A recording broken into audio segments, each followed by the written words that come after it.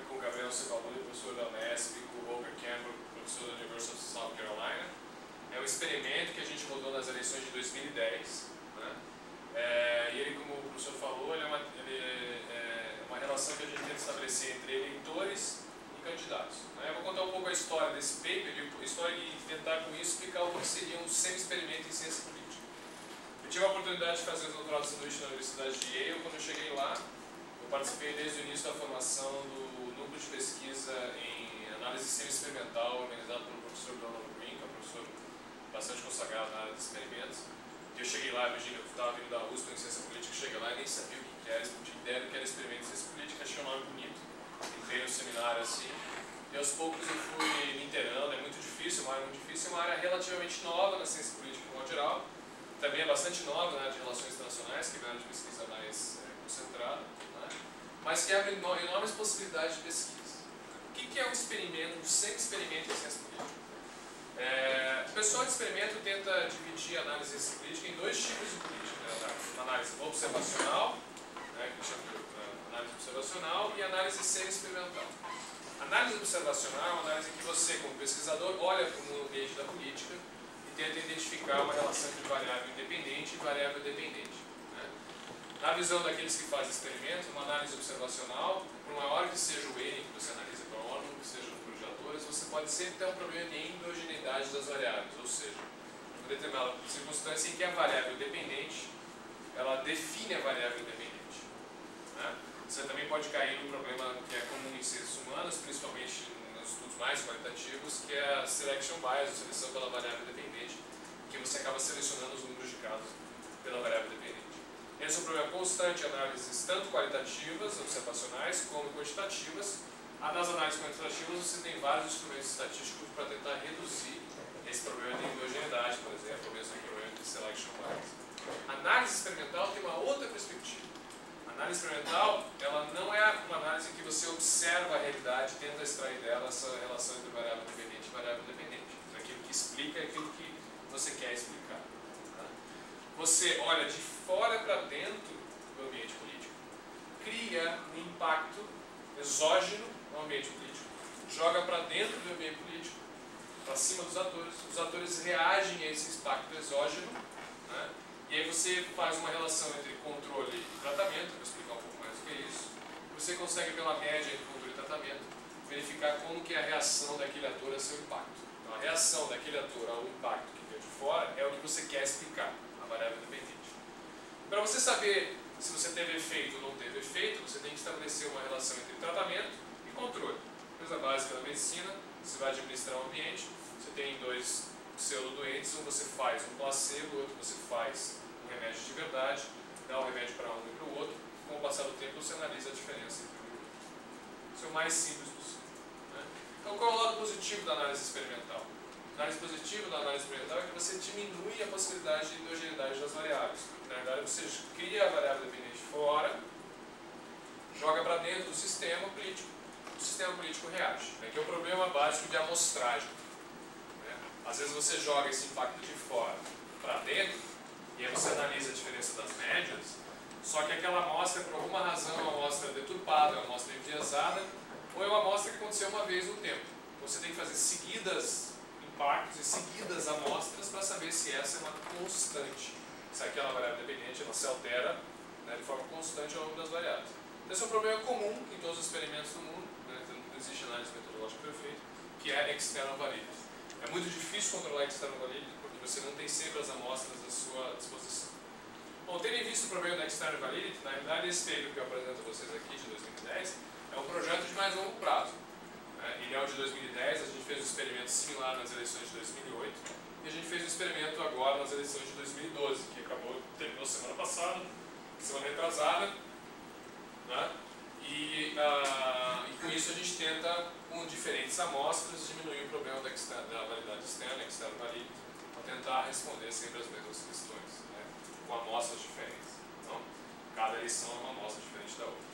Quais são as nossas amostras? São todos os candidatos, né, brasileiros nas eleições municipais de 2008, de 2010 e 2012. Esse paper em particular são das eleições de 2010. Nós mandamos aí 11 mil e-mails. Existem várias maneiras de você fazer o experimento. Por exemplo, aqui no Brasil ficou famoso o experimento do pessoal de Berkeley e lá da FGV-Rio, se vocês chegaram a ter a oportunidade de conhecer, do Miguel de Figueiredo, que ele fez nas eleições municipais, quando foi Marta e Kassab. Ele criou diversos flyers fictícios mostrando cenas de corrupção, mandava nos endereços das pessoas uma semana antes da eleição, depois ele verificava, conseguia verificar o impacto desses flyers fictícios de corrupção no resultado eleitoral. Né? Então essa é uma forma de fazer o experimento. Você cria um flyer, por exemplo, um folder, e entrega para os eleitores, ele analisou os eleitores. O que a gente fez? A gente não tinha o dinheiro que o Miguel tinha. Né? O primeiro experimento de 2008 era só eu e o Paulo Espada, né? Que é de Harvard, né? Porque ele estava em Yale comigo. A gente tinha $5.000, que a gente ganhou uma grana lá do departamento. Vamos pensar um experimento. E a gente fez um experimento baseado em e-mails. Né? O que é o experimento que na literatura é chamado Elite Seeking E-mails, né? Que é um e-mail que você cria diversos eleitores fictícios. Né? E nesses eleitores fictícios você cria uma conta de e-mail, né? E você bola o e-mail, cria um e-mail e manda esse e-mail de forma aleatória para todos aqueles políticos que você quer analisar. E você espera a taxa de retorno desses políticos. Você manda um e-mail para o candidato X, manda um e-mail para o candidato Y, e ele responde para mim. Quando ele responde para mim, esse e-mail que eu mandei, ele tem um grupo de tratamento e controle. Né? Então, naquele e-mail tem um conjunto de informações com um tratamento e um controle adicional, que é enviado de forma aleatória. E eu consigo avaliar, então, se esses candidatos, né, respondem mais a determinados tratamentos do que outros. Quais são esses tratamentos? Né? Quando você vai pensar em fazer um experimento, você não pode escolher um experimento por si. Você tem que fazer um vínculo, óbvio, com qualquer pesquisa, à literatura. Na época, em 2008, havia uma discussão bastante, ainda há, né, bastante forte na ciência política, você deve conhecer a literatura, sobre core voters versus swing voters, ou seja, os políticos, em uma ação racional no meio da política perto de uma eleição. Eles tendem a alocar os seus recursos eleitorais para os core voters, ou seja, aqueles eleitores que sempre votam neles, ou os políticos tendem a alocar recursos de uma ação eleitoral para os swing voters, os eleitores indecisos. Né? Então, na época, a gente tinha essa literatura, que ela nasceu a partir dos papers da década de 80, era muito por modelagem, né? Não tinha muitos dados empíricos, e que ao longo dos anos 90 e 2000 foi bastante refinada. Então não bastava ser apenas dizer se os candidatos alocavam mais recursos eleitorais para a sua base eleitoral, no ambiente eleitoral, ou se eles alocavam seus recursos para os eleitores indecisos.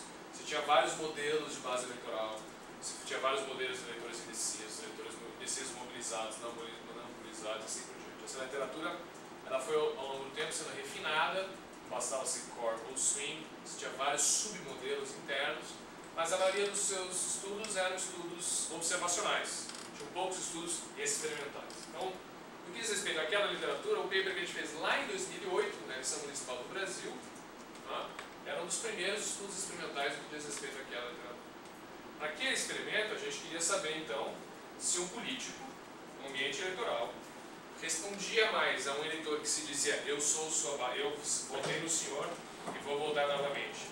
Aí a gente coloca uma pergunta tradicional, né? Quais são os seus planos para diminuir ou aumentar o IPTU na nossa cidade? Né? Aí eu fazia um cálculo, né? Na medida que eu recebia um controle, né? Um mesmo político assim, lá recebia algum que não dizia nada, né? Dizia o que você acha do IPTU da cidade. Recebia um outro, ele recebia um e-mail assim, eu sempre votei no seu partido, o que você acha do IPTU da cidade?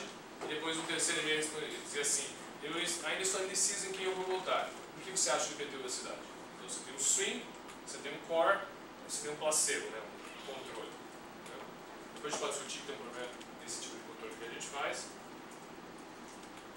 Mas então com esses três tipos de e-mail a gente mandou para os eleitores em 2008 e esperou o padrão de resposta dos candidatos em 2008 e esperou o padrão de resposta. Então nós criamos naquela época diversos e-mails via Gmail, tem um software especial para isso, jogou aleatoriamente para todos, o placebo swing core, para toda aquela amostra de 2008 na época, era com 9.000 candidatos. Né? A gente gente teve naquela época uma taxa de retorno de 18%. E a gente conseguiu, fazendo umas malabarismos estatísticos, mostrar que no Brasil havia uma pequena preferência dos políticos para responder mais a eleitores swing ou core. O que vocês acham? O que vocês acham que o político brasileiro respondia? Um eleitor que se dizia assim: eu sempre votei no seu partido, vou votar novamente. Um eleitor que fala assim: eu sou indeciso, não sei em quem eu vou votar. Então, o que você acha do PTU? Qual desses dois eleitores que o candidato brasileiro responderia mais? O core. Claro, o core não está garantido para o partido, o problema é pegar ele para mim. Essa é uma boa interpretação. Que tinha a diferença entre partido e indivíduo. De fato, na eleição brasileira. Oi? Depende se a eleição era para legislativo. Boa pergunta. Na de 2008, a gente utilizou os candidatos a vereador e os candidatos a prefeito, porque a amostra era muito grande. Para prefeito era enorme, são 5.550 municípios. A gente teve que cortar a amostra, acabou utilizando só os municípios brasileiros acima de 40 mil habitantes. Uma corta aleatória que a gente fez na amostra que o TSE mandou. Então a gente tem uma taxa naquele experimento de 18% e de fato tem uma pequena vantagem no core, né, em relação ao swing. Qual que é adicionando aqui uma discussão, o problema do experimento é que o experimento, você forma o experimento, você manda os sinais, a área impactada responde para você, responde, aí você não consegue interpretar isso. Uma das maiores dificuldades do experimento é interpretar o que o experimento te diz. Isso é muito difícil, você tem que voltar à literatura. Normalmente você tem que adicionar estudos observacionais tradicionais, sejam eles qualitativos ou quantitativos, para tentar ter mais base sobre a sua alegação. Só o experimento em si não é suficiente, ele merece um paper, hoje está na moda, então você consegue publicar num journal top americano, mas daqui a um tempo isso vai cair diminuir em moda, a moda vai ser cada vez você rebuscar e aumentar o número de metodologias utilizadas. Porque é difícil interpretar o sinal. Porque no Brasil você tem mais core do que swing. O Paolo tinha feito um experimento similar um ano antes, que a gente não utilizou no nosso paper, na Itália, ele é italiano, e lá tinha dado swing. Uma das interpretações que a gente tinha a falar na época que o Brasil, como ser lista aberta, o político não tem necessariamente certeza de que o eleitor vai votar nele, ao passo que na Itália a lista fechada, ele vai sempre atrás do swing. Essa é uma interpretação possível. Mas a gente ficou com aquilo, era impossível, como eu falei a vocês, o experimento ele tem uma possibilidade de external validity. Eu não podia dizer que no Brasil, em todas as ocasiões, aconteceria o mesmo padrão. A gente esperou 2 anos, a gente também de novo tinha menos dinheiro, agora tinha um pouco mais de dinheiro, daí a gente chamou o Holger, que é um baita metodólogo lá do CSI, para incrementar. Então a gente queria fazer uma amostra diferente de 2010, que é esse paper aqui, a mesma lógica de análise, com a mesma literatura. Core versus swing. Continuar o debate para incrementar e possivelmente unir o artigo de 2008 e o artigo de 2010. Só que no processo de fazer o design, o experimento é uma coisa que você tem que trabalhar muito antes. Você trabalha bastante antes de o experimento acontecer. Porque a parte mais difícil do experimento é o design do experimento. Você tem que preparar o ambiente para jogar um impacto dentro do mundo real. Então, quando a gente fez isso, a gente começou a... Será que vale a pena a gente ficar só no core versus swing? Por que nós não incluímos outros tratamentos? E por que a gente não faz controle sobre os políticos? A gente tentou, em 2008, fazer controles. Por exemplo, os candidatos do PT respondem mais ou menos core ou swing. Existe algum padrão? Os diversos controles que a gente tinha na época. Incumbente ou não? Se é incumbente ou não, gênero. A gente fez agora mais com incumbente que esse paper aqui. Se era incumbente ou não, gênero, escolaridade, tinha vários controles de 2008. Mas os controles, infelizmente, em 2008 não tinham dado muito. O que a gente tinha identificado é que partidos de esquerda, da nossa classificação de esquerda na época, que eram PT, PDT, PSB, PCdoB, os meus queridos PSTU, PCO, que são os dois partidos que de longe mais respondem, que são provavelmente os caras que ficam sentados no computador e não tem conta de controle, eles respondem mesmo. Vai ficar na alegria quando recebe Depois a gente fala sobre esse aqui, a gente tinha mais dinheiro, a gente fez o coding do conteúdo dos e-mails respondidos. Que é engraçado. Tem coisas assim, tem coisas impressionantes. Que eles respondem. Vocês perguntaram de PTU de novo? A gente mudou, porque não podia ser PTU na eleição de 2010, que era uma eleição para deputado federal ou deputado estadual. A gente fez uma pergunta sobre desemprego, porque a gente queria... Porque, veja, quando você faz o experimento, cada informação mínima que você coloca no teu agente, que dá um impacto no ambiente, você tem que tomar cuidado, porque cada palavra pode enviesar o experimento. Então a gente escolheu uma pergunta sobre desemprego no Brasil, porque desemprego é uma questão de baixa, por incrível que pareça, depois de 30 anos de crise econômica no Brasil, o desemprego hoje importa pouco para os brasileiros. Não podia fazer uma pergunta de saúde, não podia fazer uma pergunta sobre educação, não podia fazer uma pergunta sobre impostos. Aí é bem objetivo o desemprego. Oi? É uma questão bem objetiva, dá menos controvérsia. O emprego é uma coisa que o cara entende, mas todo mundo tem que entender do mesmo jeito, né? A pergunta. Senão melou. Então essa era na época que a gente tinha em mente. Daí, só que na época que a gente estava bolando o design, a gente pensou, bom, que outras literaturas a gente pode testar? E havia na área experimental, nos Estados Unidos, havia um crescimento do que se chama Descriptive Representation, que eu não sei como vai ficar em português, que é representação descritiva, eu acho. O que é essa literatura? Uma literatura que tenta verificar como que os candidatos, ou os eleitores, porque ela é tanto de um lado como do outro, reagem a características pessoais do eleitor e do candidato. Então, gênero, raça. Raça é muito fácil nos Estados Unidos, porque a Audrey, minha colega de Yale, ela sabe, nos Estados Unidos é fácil você, por exemplo, é difícil você encontrar um branco americano que se chama Denzel Washington. Denzel Washington é muito provável que seja negro. É difícil você encontrar um branco, loiro americano que se chama Feliciano Guimarães. Feliciano Guimarães nos Estados Unidos, se tiver um, vai ser latino. Os nomes dos Estados Unidos definem uma probabilidade muito alta, uma porcentagem muito alta, desculpem, a etnia da pessoa. Né? Então havia um crescimento nos Estados Unidos desse tipo de pesquisa. Então a gente resolveu unificar essas duas literaturas no experimento de 2010, tomando bastante cuidado para que ao adicionar essas literaturas a gente não deturpasse as informações sobre core versus swing. Então como é que foi esse experimento? Foram, na realidade, 2 semi-experimentos cujo objetivo é investigar como candidatos alocam tempo a partir de demanda dos eleitores, né? Quais são as razões, como eles alocam esse tempo na hora de responder os eleitores. Né? São 11 mil candidatos contatados antes e depois das eleições. A gente fez um experimento antes das eleições, da eleição de 2010. A gente fez um follow-up experiment, que é um experimento 9 meses depois, que é para tentar diminuir, que eu vou explicar para vocês mais para frente,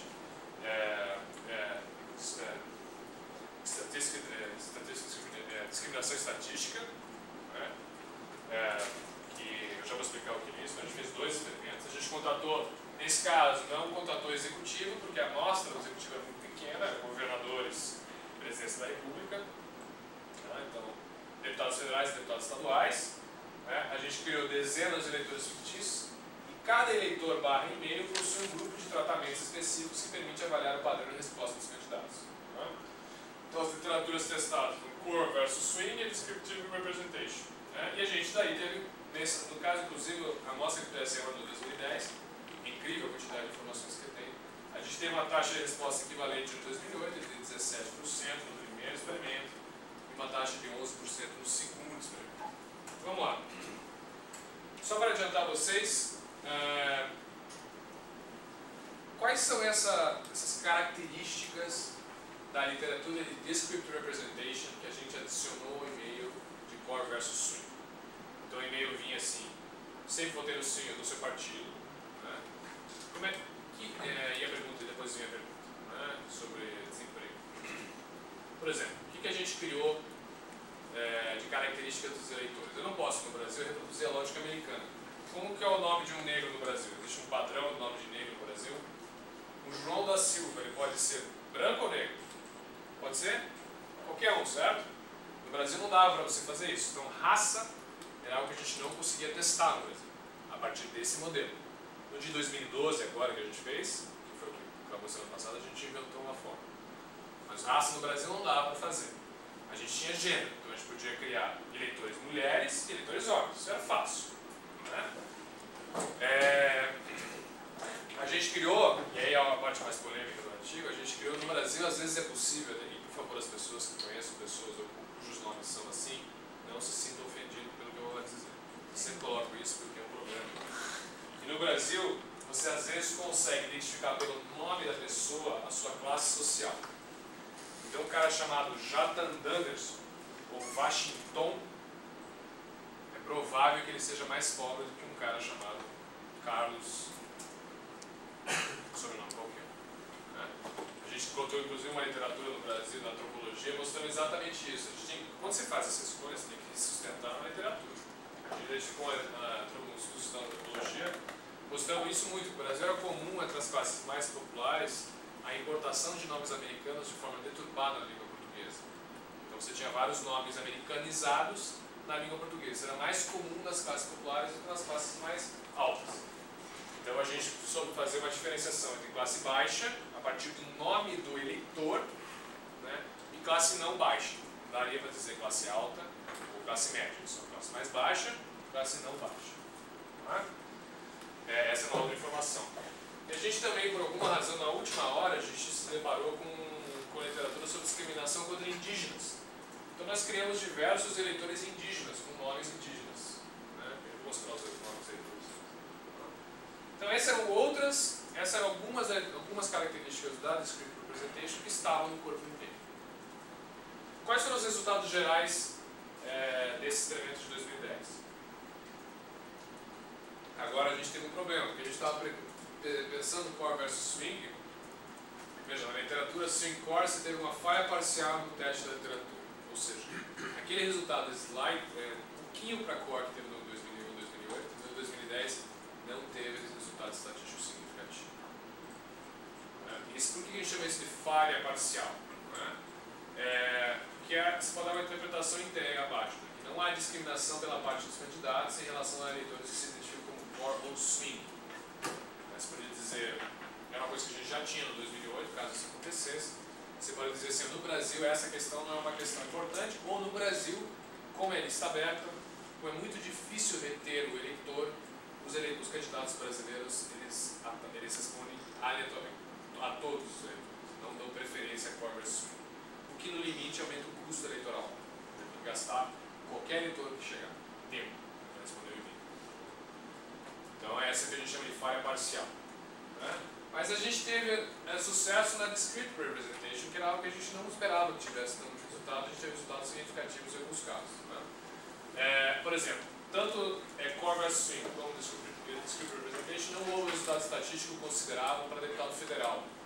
Mas houve resultados interessantes para deputados estaduais. Né? Por exemplo, deputados estaduais sem faculdade respondem bem mais, eu vou te mostrar os números na tabela, bem mais as mulheres eleitoras do que deputados estaduais com faculdade, o que é um pouco contraintuitivo, né? Você pensa assim, à medida que aumenta a escolaridade do candidato, ele vai responder às mulheres da mesma forma que ele respondeu ao homem. Né? Talvez até responda mais às mulheres, porque as mulheres são a maioria do eleitorado.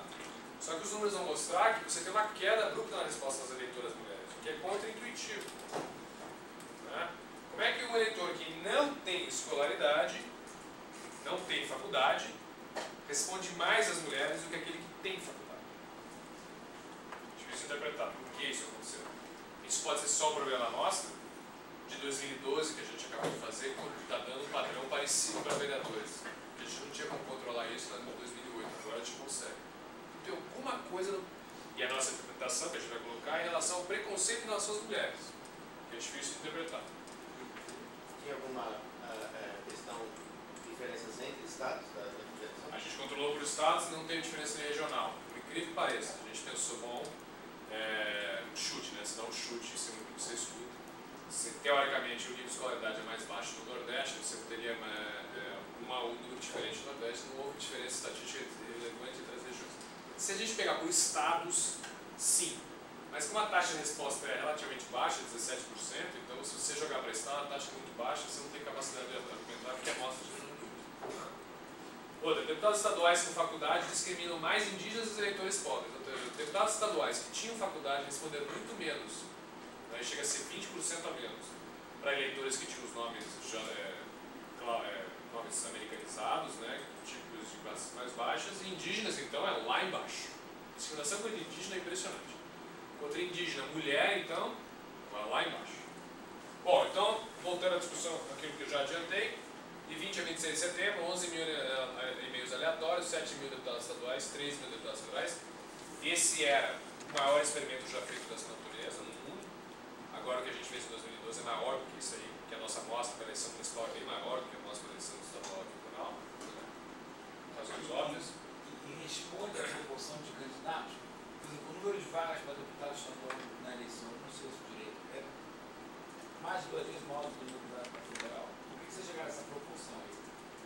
são 7 mil, em torno de 7 mil deputados estaduais candidatos e são 3 mil deputados federais. Tá? Eu acho que o número para deputados estaduais, as vagas são muito maiores. Bom, o número de vagas é maior, mas não é tão maior assim, eu não sei, cara. Porque aqui em São Paulo não é tão maior assim, mas de repente no Acre deve ser. Não, mas a proporção foi de acordo com o número de candidatos. A gente pegou a amostra inteira e taxou a amostra. A amostra inteira é a população, não é nem a amostra. É a população, peguei a população e joguei. A gente não cortou, a de 2008 é uma amostra. Agora foi a população. Você pegou a população inteira. Não, joguei.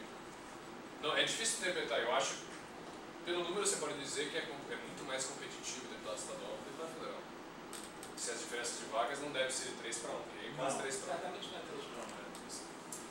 Veja, cada design é 4 vezes 3 vezes 2 vezes 3. Que são os números de tratamentos possíveis, que dá 72 combinações de tratamento. Então, cada e-mailzinho tem 72 combinações possíveis. Isso aí não se preocupe que é o software correta que a gente tem lá, que calcula. Né? Veja, a gente refinou de acordo com a literatura, andou na área de core versus swing, a gente refinou o debate também. A gente não fez apenas core versus swing, a gente fez 4, que seria mobilize core voter, unmobilize core voter. Então, mobilize core voter é assim, eu sempre votei no seu partido e vou votar novamente. Unmobilize core voter é sempre votei no seu partido, né? Talvez eu vote novamente. Undecided, que é não decidi ainda. No signal, que é o controle. Né? Deixa eu te no som, não é cada e-mail tem 72. O programa gerou 72 combinações diferentes. Isso, é possível que era, né? Top. Mas nunca entra. Se você vai, vou mostrar o e-mail, você vai ver as interações possíveis. 1059 para 503 vagas. 1079 Para 59 para 503. É o dobro só. É o dobro. Então é mais competitivo do que o estadual. É até um estudo interessante, né? Pensar aí. Depois é refinado aqui dentro, que é Pass Supporter, né? Never Supporter. Eu nunca votei no seu partido, mas vou votar nesse partido agora, novamente, nessa eleição. No signo, gênero, nome, sobrenome, classe social e indígena. Então, essas são a totalização das interações. Você multiplica, né? As interações possíveis. Por exemplo, alguns e-mails, né? Carlos Ximenes é homem, classe normal, né? Você vê aqui o nome e sobrenome, aqui os tratamentos que a gente colocou, por exemplo. Caurei Guajajara, não sei se é female ou male, precisa ver. Yacina é female, né? Mulher, native, né? Indígena, low class. Todos os natives são low class, tá, pessoal? Mas os e-mails desse aí, o cara acaba achando que é vídeo, não, meu. O bastante. Chegar o e-mail. Não, o baixar que é vídeo. Isso faz parte da pesquisa. A gente vê várias vezes a gente passa. A gente tem Me conta um caso aí que do PPS, não foi? Que era um deputado falou pro outro. Olha, esse cara, tem uma vez no caso de 2008 que o cara falou assim, você é uma cidade pequena, o seu nome não está registrado na cidade, no negócio do IPTU da cidade. Quem é você? Você deve ser da oposição. Aí ele mandou e-mail para outro cara, aí outro cara responde para ele, ele falou o e-mail que o outro deputado, né, que outro candidato falou, quem é você, sabe tentando identificar. E eu era a Rosenilce Bezerra, que existiu na vida. É hilário. A Najama Aldeima. Por exemplo, uma discussão sobre indígena. Você acha que é vídeo. Uma questão é sobre. Pois é, mas veja bem, você Mas está no você ambiente. gera esses nomes como, hein? A gente. Não, os nomes a gente criou os nomes. A gente teve que ir em cima do livro dos nomes. Meio ridículo. Você vai Mas dar- algum algoritmo para criar esse nome? Não. Não, a gente queria. Não, o algoritmo é para número de. Você não pode estourar o número, por exemplo, Guaraciaba Tibiriçara. A gente teve problema porque ele era maior que os outros nomes. A gente queria com o Pedro Aparecida, você tem que calcular isso dentro do. E vocês mandaram para native também, para estados que normalmente não A gente controlou por região que tem maior população indígena. Incrível que pareça, a população indígena com maior população indígena, você teve uma queda ainda maior na resposta. É que o cálculo sobre a população indígena é difícil de acontecer. Você tem regiões, estados, como a Amazonas, que a população indígena é muito baixa também. A população indígena é muito baixa. No caso do indígena, a gente vai discutir, adiantar um pouco, vai discutir no final, é difícil interpretar. Uma das possibilidades é que o indígena não é obrigatório o voto do indígena. É possível que os candidatos não tenham interesse em responder os indígenas. Por isso que talvez o mais importante do nosso achado seja a questão das mulheres. Né? Preconceito das mulheres. Possível preconceito das mulheres. Então, algumas frases, né? Por exemplo, eu apoio a sua candidatura e vou votar novamente no senhor. Né? Aí eu estou falando toda hora partido, né? Mas a gente refinou isso, porque isso era as frases do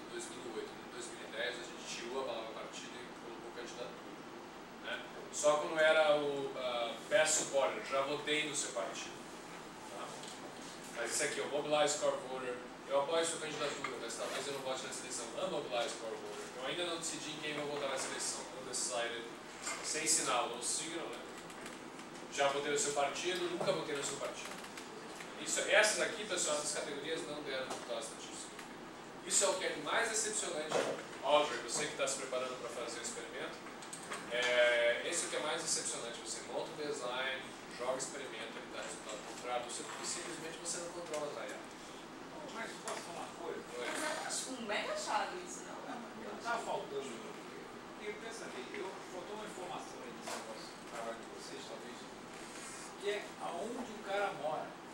Porque boa parte dos partidos, que a gente está vendo aí, é que todo mundo tem uma ideia mais ou menos da distribuição territorial dos votos, sabe? Então, se eu recebo um e-mail de um lugar onde o cara está mais gente, provavelmente eu vou responder para aquele povo. Por quê? Porque se eu não responder o e-mail dela, ela vai dizer, aquele deputado sem vergonha, escrevi para ele e não falei, vai circular isso aqui, certo? Na comunidade. O estrago dela é gigantesco, né? O poder de estrago dela, então eu vou responder. Se ela vem de um lugar onde o pessoal vota na oposição, também tá mais. Mas aí vai dificultar mais Esse ainda. meu trabalho aqui, o bem marginal desse meu trabalho aqui é pequeno. Não, estou só falando. Eu sei, não tô. Eu estou fazendo Um olhar pragmático. A gente se deparava com esse problema. No de 2008 e 2010, a gente só atentou por essa questão da localidade, espacialidade do voto, né, para esse de 2002. No de 2002, a gente inseriu um tratamento extra. O máximo que a gente conseguia fazer é colocar em seguida o nome da cidade do candidato. Então eu falo assim, o que o senhor vai fazer pela nossa Curitiba? Entendeu? A gente sabe que boa parte dos deputados federais, esse é um estudo que acho que até o Otávio está fazendo, não sei se vocês estão fazendo junto, que é difícil você ter muitos deputados estaduais e deputados federais que o voto é bem regional. Ele pode ter voto no estado todo, porque o distrito é o estado, certo? Ele pode ter voto de Foz do Iguaçu a Paranaguá, Paraná. Mas ele só recebe voto na região norte de Curitiba. Ele tem um voto em Londrina. Então ele não se importa com isso. Mas a gente não tem controle sobre isso para fazer o experimento. Eu não sei exatamente o que tem outros deputados estaduais, que por eleição de categorias, por exemplo. Sou deputado estadual representante dos bancários. Ele tem voto em Foz, Londrina, Curitiba ou Paranaguá. Entendeu? São Paulo, Santos e Ribeirão Preto. Não, eu sei. Mas se você fala, eu moro no bairro tal, sou morador do bairro tal, usa só o cara ele se identifica espacialmente. A gente pensou em fazer isso, mas aí era um trabalho hercúleo, porque eu tinha que identificar os bairros dos eleitores fictícios e cruzar isso com as cidades dos candidatos. Então a gente conseguiu, porque é facílimo, né? Que aí você tem a cidade do candidato no Excel, você joga para dentro do software e olha, então tá. Então, se o candidato é Curitiba, ele é automaticamente Curitiba. Joga. A gente mudou também. Tem uma maior dificuldade maior nesse caso, porque a gente tem que falar, eu sou de Curitiba, eu sou de São Paulo, eu sou do Rio de Janeiro, então a gente teve que fazer todo um cálculo sobre que eu tive que fazer isso aí, um saco. Para várias cidades eu tive que criar esse de 2012, que é o que não está pronto aí no artigo. Eu tive que criar a preposição. Né? Várias delas devem ter tido erro. Então eu sou do Aparecida do Norte. Mas às vezes a gente sabe que muitos eleitores às vezes escrevem errado. Então, nesse de 2012, inclusive, a gente saiu aqui, inclusive aqui no entorno da Paulista, eu e o Gabriel. E nós tínhamos um e-mail padrão que eu ditava para várias pessoas que eu achava que tinham nível de escolaridade baixo, né? E eu ditava e eles tinham que escrever. Então eles escreviam tudo errado, várias palavras erradas. Eu peguei isso e joguei no e-mail, para ficar mais forte o sinal de low class. Escreve errado o e-mail.